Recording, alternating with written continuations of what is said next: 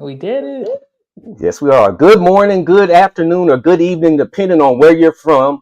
Thank you for tuning in to Welcome to Message to Movement, Winning at Being You Worldwide. I'm your host, Coach Rogers. This is a space where we have real conversations with people who are using their voice, their experiences, and their purpose to create impact, not just for themselves, but for others.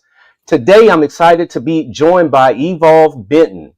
We're going to talk about identity, purpose, leadership, and what it actually looks like to win at being who you are without pretending or performing. If you're watching live, feel free to drop where you're watching from in the comments. Now, let's get into this. From DEI leadership to speaking empire builder, Evolve Benton transforms overlooked experts into sought after speakers, commanding premium fees. Named one of Yahoo Finance's top 10 public speaking coaches worldwide, Evolve has helped clients generate over $3 million through strategic speaking and consulting. Before founding Speaking for Profit University, Evolve led DEI initiatives at America's premier medical institutions, including UCSF, School of Medicine, and UCLA. The unique background has helped professionals face challenges and come up with strategies to overcome them.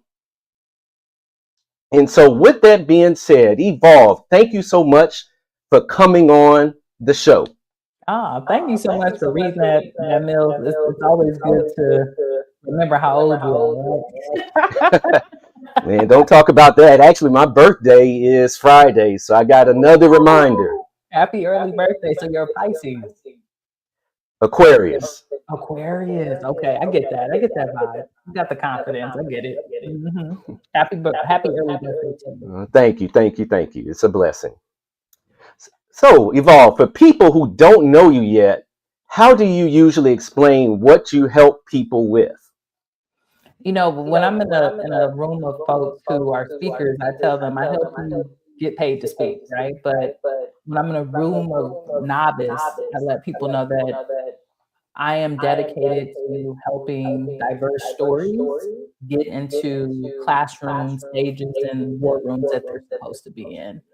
That's the foundation of Speaking for Profit. And then as a consultant, I'm really passionate about supporting organizations with retaining top talent, making it through crisis and trauma, which a lot of us are unfortunately experiencing because of our current economy and our government. Awesome. And so you talked about helping people. And so oftentimes people have something that they want to do, but they don't know how to go about it, or maybe they lack confidence. And so people like that, what mindset shift do you think helps people overcome maybe a lack of confidence or a lack of taking action? That's a great question. And it's actually twofold, right, Mills? Because I think confidence and actually action are two different things, right? Like people come to me and they have great speeches, great framework, educated, extremely confident, but they're not doing sales skills or strategies. They're not reaching out to people. They're not pitching. They're not putting themselves out there. And they'll tell me it's because I have imposter syndrome. No, you don't have imposter syndrome because you got all these degrees. You speak at work all the time. You run your household. What you have is a skill set issue. And what often happens is if we don't feel connected to the skill set, we feel like we're not confident, right? So we have to build that skill of confidence. And that goes through practice, reaching out, getting in conversation with decision makers, being on calls and talking about proposals. All of these environments allow us to feel more confident so that we do the skill, right? Which is the actual outreach. And then I think the other thing about confidence, people think people are just born with it. And I actually think that it comes from celebrating your failures. Like when you're able to really like sit in rejection and go through that process, it builds your confidence. I recently was applying for a government position that was a DEI role back in California. And I went through a 5 to 6 month process, and I learned at the end that I didn't get it. And that rejection brought so much clarity and confidence to me as a person. Yeah, I didn't get it, but also it wasn't aligned with my future goals, right? So I think being willing to fail has been really helpful for me to build my own confidence. Good point. And for me, man, the idea of failure, oof, I almost hate to word it that way because of the energy associated with it, but Mhm. it's a reality. Yeah. We have to not be successful at certain things, and we learn those lessons from it. Yeah. Not get what we want, right? Because it's not real failure. Like, I'm still here on the planet. I'm here with you in the middle of the day. I used to be in an office. I'm about to go rub on a dog's belly after this interview. Like, I got a good life, like, right? But in the moment, it could feel like everything, right? And I think that that's why what stops a lot of people is they don't allow themselves to have those moments. So then they're afraid to actually pitch and to request that interview or to go host that large event, because every time failure comes around, they make it about their whole lives instead of just dealing with it, going through the experience, and then moving on to the next opportunity. Mm. So you kind of have to compartmentalize it. You got to experience it. Yeah. So many of us just want to feel it and then be like, whatever, it's on them, it's their loss. But actually experience the sadness, the disappointment, uncomfortability, and then you're able to move on. If not, you carry that baggage. And then every time you do something to do, that's the energy that's coming up for you because you haven't Mm. released.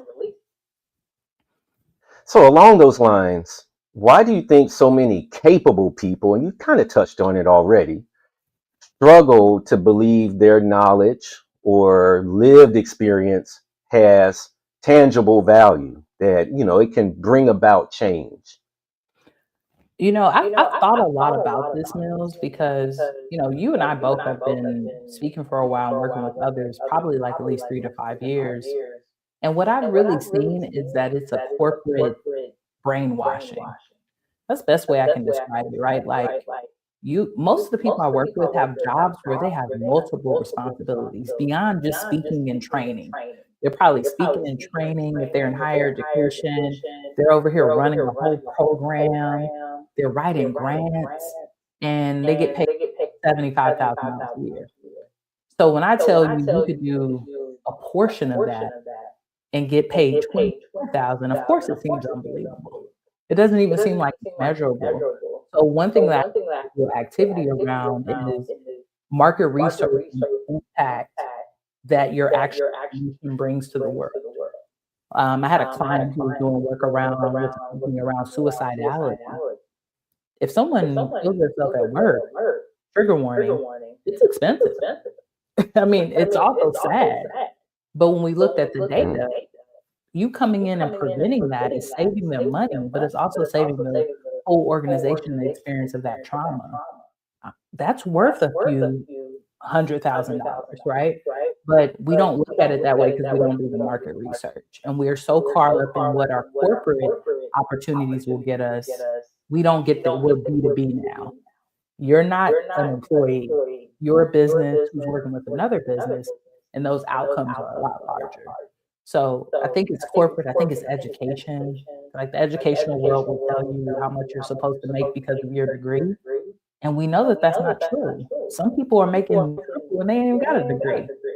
So it's really shifting your money mindset and understanding how your offer, how your speech, how your framework will change the world, and who are folks that are already doing it, and what outcomes are they bringing to the marketplace as well. Do you help people maybe package those skills so that they can pitch them to organizations and corporations? I sure do, because what people come to me and tell me, Mills, every day, I'm an inspirational speaker. I'm a motivational speaker. And I'm like, what's that mean? What problem do you solve? Because that is why they are paying you. Yes, okay, cool. You're going into it to inspire young people. But inspire them to do what? Stay in school, not do drugs, Not, go to community college, I don't know, whatever your topic is, what is the larger outcome that you're helping them get? And I think that positioning is really what takes a speaker from being a novice to an actual professional. So yeah, we work with folks with that in the university, and that's one of the first things we think about is you've already got a speech, you've already got something that you've been like sitting on. But how do we frame it in a way where our organization actually sees it as value and where you see it as value? Because what I always tell people is your speech and your framework, you're not going to do that one time. I'm sure you got speeches, Mills, you've done about 3 or 4 times, maybe even 10 times. So you're building a personal brand. So you have to love it and be married to it as well, because people will know you as that. It's not just about the speech. Now they know you as the guru who is over student attention. So if you're over that, you have to be able to communicate the values that go along with that as well. So yes, the answer is yes, but I think so many people get caught up in the craft of speaking, which is fun. I'm a poet. I love playing with words. But if we're really making this a business and we're taking companies' hard-earned money, and right now in this economy, it is hard-earned, we want to make sure that the outcomes are getting met. Totally agree. And yeah, when you get into speaking, I know for me, I was like, yeah, I want to do some speaking and I want to be a change agent. But I've evolved, Yeah. play on words right there. I've evolved to understand that, okay, I got to offer something that is very tangible, Yep. that is, like you said, outcome based, that's going to get organizations to feel like it's worth the investment. And, I even had a principal that when I was in teaching, when I was a teacher, one of my last principals, we sat and we would talk a lot, and he's like, Rogers, motivational speakers, getting them to come to the school and everything, it's good, but he's like, I just don't know if it's worth the investment. It doesn't change things enough. And I think that really aligns with what you were just saying. Yeah, you can be inspirational, but a person that's over an organization, they want to justify the cost. Exactly. And just to simply inspire, a lot of times, it's not saying that the message doesn't have value, but in their minds, again, they're trying to figure out, okay, what's going to give me the most bang for my buck? Yeah. Where can this money be best invested? And so, yeah, if you're just inspiring for many decision makers, leaders, that just isn't enough. They don't want that anymore. And if they're gonna do that, they're gonna pay you that much, which is not a lot.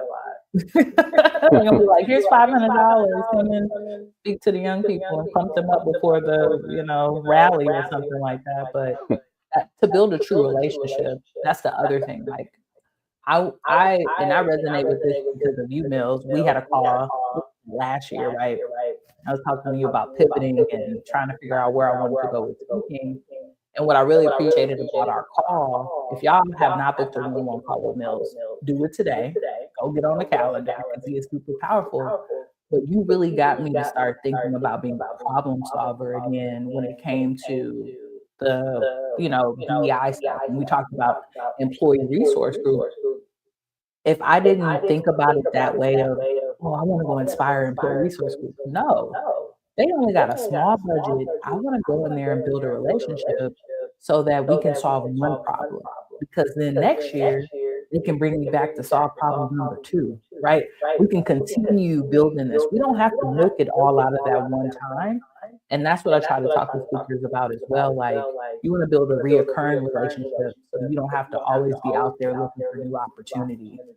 So thank you for that call and, that foundation of really getting like, okay, ERGs. But then once we were on ERGs, I had to think, what problem am I solving? And it can't just be one prong. It has to be multi-level because I don't want to build a relationship where I speak once. I want to be able to speak multiple times. Why I'm going to ask you this because, I follow you on social media, and one of the things that strikes me about you is that you seem to have very good quote unquote work-life balance.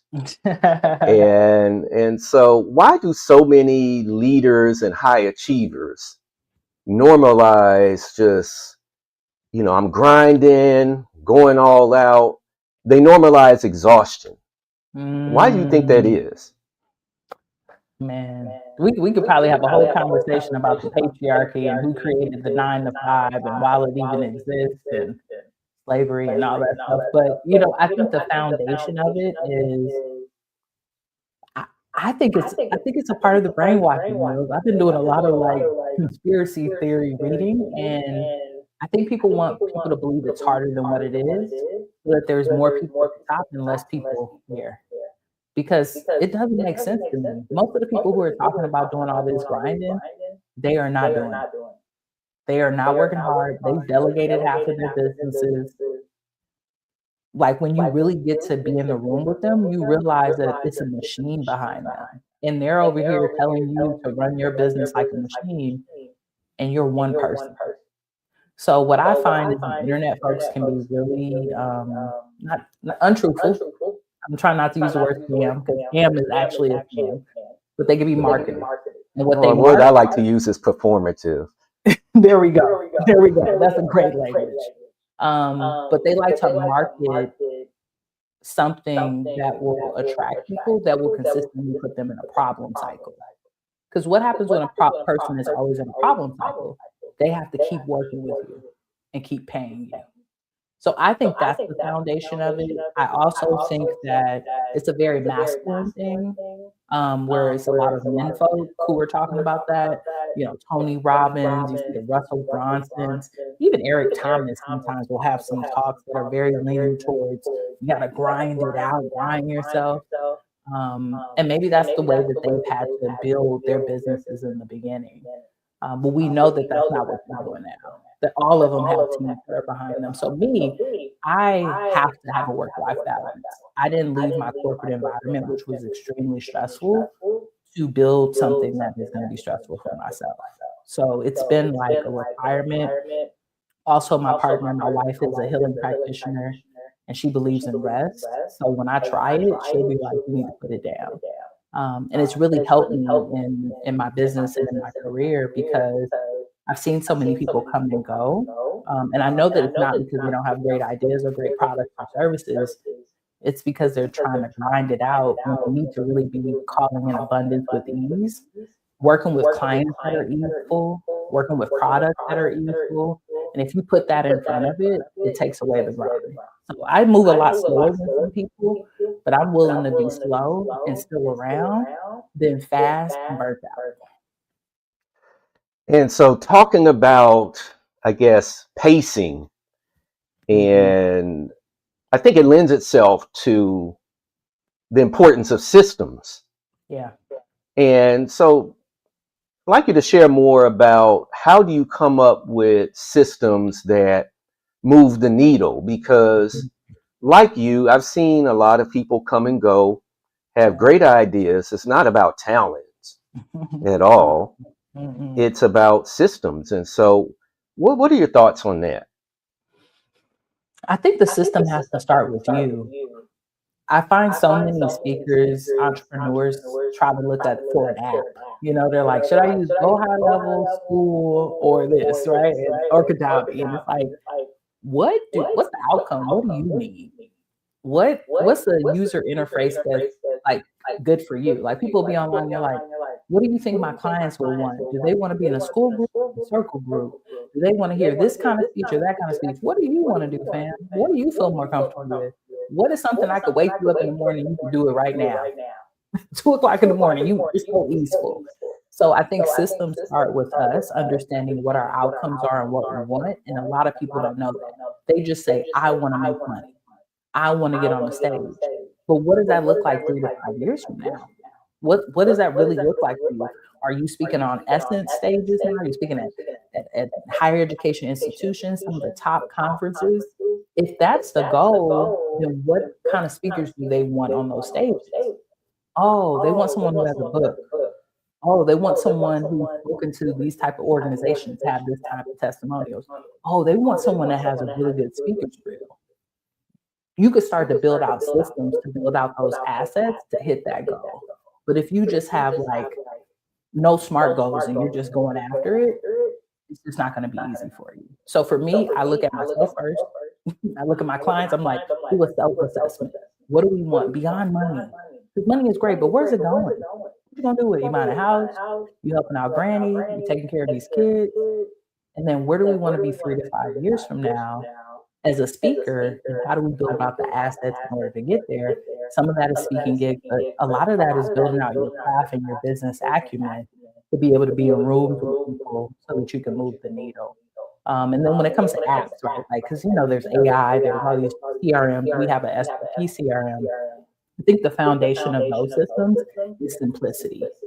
There's more than enough apps, but for me, I want user experience where my client that's 63 that lives in the UK can use it, or my client who's 18 who just started like doing comedy and now wants to be a public speaker can use it. The techie folks or the non-techie folks.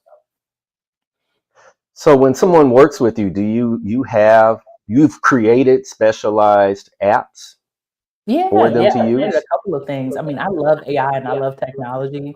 It's something that I don't really market, you know what I'm saying? Like, oh, I'm an AI person, but I just love tech. So I've built out like a revenue calculator before on Lovable. So people could put in like, okay, this is how much money I want to make. How much should I be charging as a speaker? And then what does it also look like to have additional funds? We sell books, we have merchandise, right? We built out a speaker fee calculator, which allows you to put in your proposal. Like, this is what they want me to do. How much should I charge them? And now we have a CRM, which is a customer relationship management system, where people don't lose their leads. So I had a client, oh, I hate sharing this story, but I'm gonna share it with you. She had a $30,000 contract and she forgot to sign it. And it was like Wow. time sensitive. So she lost it. So that's one of the reasons why we built out the CRM, so that we have those built-in reminders and all that so that people don't miss out on the bag. That still hurts my heart, even though it wasn't my money. It still hurts my heart. Wow. Man, it's a lot of money to It is a lot of money, but man. I love like building out stuff with AI because I feel like AI is cool because you could have an idea. It was like, let's say right now you're like, you know what? I'm tired of streaming. Shoot, they got apps out here. We can do it on in the day now, right? Like, so I think it takes us from idea to actual solution a lot quicker, and I love to be a part of the process. Oh, I totally agree with that. I know it's helped me a lot just with the things that I do as far as it going from idea to implementation. Yeah, It has shortened it, man, I don't know, like 1,000 yeah. times literally. So Yep. yes, Exactly. definitely That a goes back to tool. your question about systems too, right? Like at S4P, we build when people want. Some people just build. We built the revenue calculator because my clients was like, I know I need to make this money, but I'm having a hard time deciding on my pricing. Revenue calculator. We built the CRM because she missed the $30,000 contract, right? So we kind of build the solutions as the problems come up, instead of creating the problems, which I find that some people do. You present yourself as a very confident person. Again, I get an opportunity to talk to a lot of people, and the conviction that you present yourself with is, like I said, it's powerful. Aw. And so, with that, um, what does healthy confidence look like, or how would Mm, you describe your confidence? Because I think it's just really important that we are confident. At the same time, a lot of us, we're concerned where we don't want to look like we're selfish or just mhm. out for ourselves, like we're just trying to get something from someone else. Yeah. It's a challenge. It The confidence probably has come from being burned, to be honest with you. Like, I feel like I was, in the beginning, a little too, naive, and people took advantage of me. People scammed me, used I me. appreciate the vulnerability for sharing that. Yeah, and I was like, I have to position myself a little bit more firmly in who I am and have boundaries. So I think for people, boundaries exhibit confidence because a lot of people don't have them. People just be doing whatever they want to. Like, even right now, like we have open enrollment for our cohort. And someone reached out to me. They were like, I'm totally interested in getting on a call, want to do the application. I said, cool, go on and get it done. And then they reached out to me and tried to ask me a coaching question, right? Like a strategy question. Hey, how much should I charge for this thing? And I said, that's actually something we cover in the cohort. In the past, I would have given them that information. The reason I'm more like that now is people take advantage, right? And it's like, why would I have clients paying me for this strategy and this time, and then I give it to you for free? Not only is it a cross boundary between us and our relationship, but it's not good for the relationship I have with my clients, right? That respect me and are paying me for this service. So it's just little things like that. And I think the way that you have healthy confidence is just by believing in yourself, by showcasing the things that you want to. I think that people are too public online.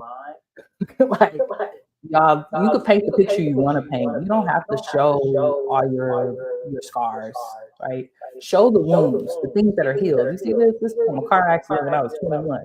I could show y'all that. I had surgery recently. Y'all not gonna see that for a while, right? Like, you don't have to show people everything because that is a vulnerability. And if we allow people to know too much about us, they will come for us. So I think that's how you kind of keep it healthy. Affirmations are big for me. I pray every day. I'm back to moving my body now that I'm in recovery, and I keep my circle, tight. Like even you, Mills, like I follow you. I try to support the group, and even reaching out and being in this interview was like I want to go spend some time and catch up with Mills. I was really excited about it. So I believe in a genuine connection, and I think that always helps me in life. Well, I appreciate that. I appreciate that you see me as somebody that you want to stay connected with. Yeah, I don't, yeah, I you're don't, hella I, dope. Like you inspire me all the time, even with you've been doing your new series, where you're like empowering and it's just you and the mic, and I love them. I want you to continue to do them. Like they keep me inspired. And one of my homies is doing a fitness challenge and he's been posting a lot about it. He texted me this morning and I told him, I said, man, keep posting it. I see it every day. You just know sometimes we don't interact, but we see it, it's still impacting. well, I appreciate that. And that's something that, I've told speakers and content creators is, oftentimes the people that are most influenced by you, they're not hitting the like button. They're not hitting the heart button.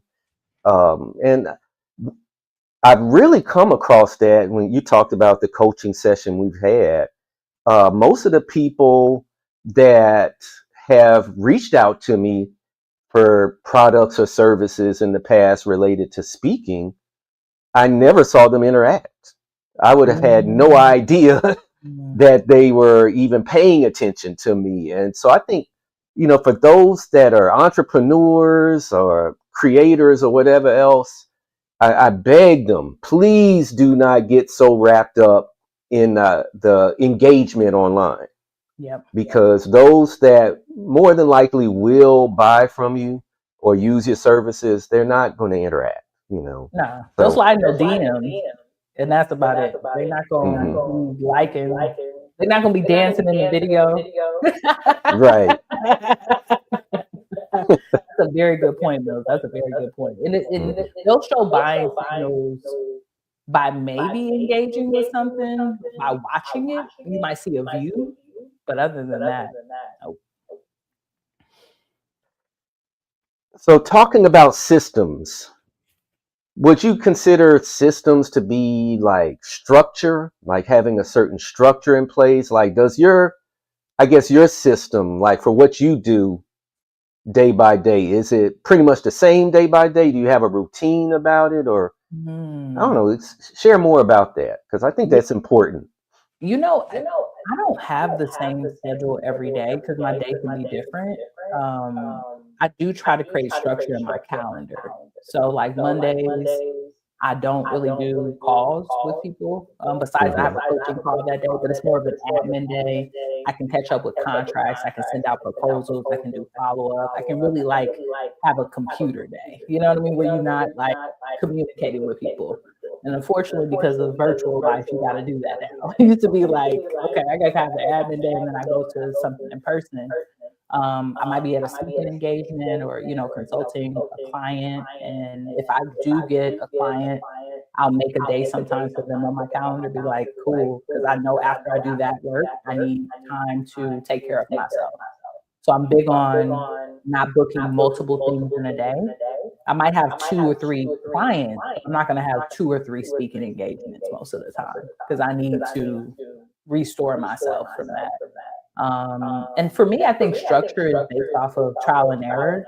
I've tried a lot of things. Like I had, really like strict schedules where my calendar was like timed every hour. Like you can drink water here, eat lunch, right? And that just doesn't work for me. But I do need a work calendar, and I need a cutoff time and a start time, and I need to shorten that, especially now that I'm in recovery past my surgery. Like my brain don't work past 5 hours. So now it's like, okay, cool. If we start at 11, we are going to be done by 5. We can't go beyond that. So those are just the boundaries that I create. I always tell folks, when you're thinking about your structure, especially as an entrepreneur, you've got to put the season first. So are you in the season of making money? Cool. Well, you need to be in sales activity. You need to be reaching out to leads. You need to be getting in calls. You ain't got calls on your calendar. You probably ain't got no speaking engagements.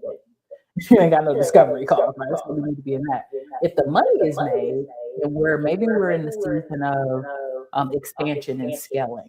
Okay, cool. There's probably some projects you need to work on, some people you need to reach out to, some delegations, some talent. Are you in the process of rest? Rest means you need to shut your business down. Like you don't need to be doing outreach. So I rather build my structure around the season I'm in as a business than it being so constrained all the time. And I love what you said about what works for you. Yep, exactly. That is super important because sometimes we can get caught up in what is it, the shiny object thing. We're always trying to chase something, and also it's okay to have different ways of doing things. People often will say, well, hey, it's okay to have an opinion and blah blah blah, but then when somebody has an opinion or a different way of doing something that conflicts with how they typically do it, then it's a problem. And so why do you think that is? What is it about people that gets them bent out of shape because something isn't the way they would do it? I think people just is worried about the wrong things and not themselves. My granny used to always tell me that charity starts at home and it spreads abroad, right? It's so much easier to focus and point out what's wrong with others and not do self-work. I've fallen in love with self-development. I don't know about you. So I love it. Like I'm really in my own bubble. And maybe that's that confidence that you mentioned. I'm so trying to fix the stuff that's going on with me, my own trauma, my grief, my own experience. I don't have time to worry about if you're using ClickUp or Notion. Just use something, fam. Just use something, whatever works for you. So I come from the method of you're the CEO of your life and your business. And that's what I want all my clients to lead with. Even when I'm working with organizations, I don't say I'm leading this project. I say this is a collaboration, right? You need to get people to come to the event if I'm coming to speak, and I need to show up and be prepared. So it's weird. It's weirdo energy. I think people also have interesting relationships, right? Like they'll be affiliates of products and things, and then they're like, "You got to use this." I'm not tied to nobody but my own last name, to be honest with you. I was on Kajabi the last few years. They done did some weird stuff. Now I'm on school. I'm enjoying it.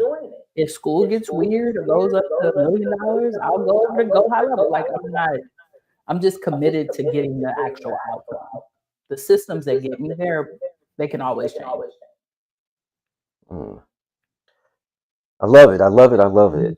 And yeah, I love that answer because, well, you know what? One thing you said, and it's funny, I've actually said it to people that, hey, you are the CEO of your life. Because yes, we have choice.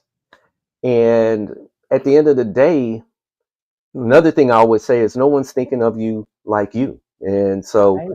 oftentimes people move on, Mm-hmm. and we just got to just go with the flow with life. Nobody's thinking about us as hard as we are, in They are. most cases. Yeah, people will be opinionated, but they're not going to lose sleep over the fact that maybe you're doing it different than them. Yeah, they'll argue with you at the time, but they'll generally just move on, The especially rage if it's not baiting, relevant. Mills. They just trying to get attention online, y'all. That's why they Hmm. arguing with you. They trying to get their followers up. People do that a lot, especially on. I don't know if you're on Threads. People will just A cause little bit. arguments just to get their engagement up. I'm like, Yeah. we knew people were gonna be mad at this. Like people saying, put tuna and macaroni and cheese. You know, every black person in the world is about to go off on you, right? You're just trying to get engagement. You just want attention. Yeah, I don't know. That's what I'm saying. Like social media, a lot of it I feel is very performative and just, Mm-hmm. baiting. And, I've actually decreased my own use of social media a lot Good. because of that. Because I'm like, I just don't need to be devoting energy to seeing that nonsense. Mm-mm. So, why do you feel it's so hard for people to do meaningful work while trying to, I guess, achieve financial wealth? Mm. Excuse me. Yeah, I think there's a couple of things. I think one thing is like this marketing view that things have to happen overnight. Like I think there's like this heavy thing of I'm gonna be a millionaire tomorrow. I don't know who did that. Maybe somebody made $1 million today. I don't know what their expenses were, which is a whole nother thing. How much did they keep is a whole nother thing. So I think people have a microwave way of looking at impact, business, and money. I always tell my clients that we're not building microwave products, so you can't put it in there for 30 seconds and eat a great meal. This might be something that you're doing for the next decade, but it's going to bring in money. It's going to actually feed your family, and it's going to get you to those different steps of financial freedom. I think the other thing, Mills, is most people don't know what they want for financial freedom. They just know Mm. they want to make money. Like me and my wife, we want to retire early. We're talking about moving out the country, right? Like we intentionally save money from our speaking and our consulting to purchase this property that we're in. Like we're very intentional about our financial freedom journey, and a lot of people don't. All they know is the money coming in. Right. They don't know the money going out. They don't know to take the money and to invest it. It's just it's a lack of um, financial literacy, but there's also a lack of financial awareness around what you truly want.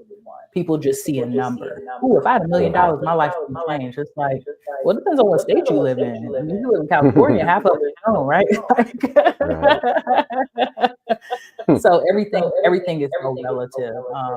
But yeah, I think it's lack of financial literacy and that brainwashing I was telling you about. These marketers will tell you things that are just not true, and it's like I base all of my decisions when I talk about money with my clients off of data. What I've seen, what I see in the marketplace, and what you can do if you're consistent. But there's no promises because if I give you all the information and you don't do nothing, you're not getting paid $5,000 a speaking gig because you haven't pitched anything. Right. So it's all connected to the activities that we choose to do. Yeah. And I love what you mentioned about being intentional. That's something that I've really been focused on as of late, is being more intentional with certain things. And You got because, yeah, to. that's the way. That's the way. Especially when it comes to your money, y'all. So if folks are watching this live or in the replay, a little homework for you. What is financial freedom for you? What would it actually take for you not to have to work? What does that look like? Do you want that life where you don't work? Or are you okay being a worker bee until you're like 70, like my dad, which I'm like, Dad, retire already. Like what do you truly want? And what are we building the business for? Are we building it for popularity and fame? or to actually impact the world and make money. I'm on the other end. I want to impact the world, make some money, and then when I retire, Mills, I plan to not speak again. I'm gonna just paint the same picture every day. I don't know if you've seen that movie where that Wow. guy paints the same picture every day. I might never speak again because I've already done all the speaking. I said what I said, you know. And see, for me, I probably would want to do something. I don't think I would Yeah, just want to just sit around. I enjoy having something to do. yeah, I agree with you, but I'm like, what's that something? That's what I've been sitting with lately. Like, what I would mean, for I? me right now, see, I love speaking. I look forward Yeah. to it. And so I don't know. I don't know how I feel about it 10 years from now. I might love it just as much, or I might be like, okay, I've It's had time to enough. love And too. That's yeah. true. So, but, for me, I want the freedom to be in that space. Like, hey, if I Mm, want to continue to speak, then great. If I want to maybe coach people or do whatever else, yeah, do more of that. For me, it's all about the freedom that uh, money can give. exactly. Having wealth, and so that's how I look at it. So with that, because we're getting ready to close, what's a belief about success or service that you Mm, had to unlearn? mm. Whew. I used to really feel bad um, charging communities that I knew were marginalized the appropriate price. So, when I first started, I had a big, well, I still do, a large LGBT following because I'm in community. It's the work I've done, corporate, and people would come to me and they'd be like, "Rob, I don't have it." And I have that soft spot of like, "Well, I know you don't. Like, look at the stats. Like, our community ain't making no money, right?" And then I remember I had a coaching call with someone that said, "You don't know what resources people have." And the pandemic came around, and I launched my first cohort of Speaking for Profit. Everybody was Black, queer, or marginalized. I mean, when I tell you people had unemployment that helped them launch their business, people had family members that were willing to give them funds. People figured it out, right? So I think we don't realize how resourceful people are.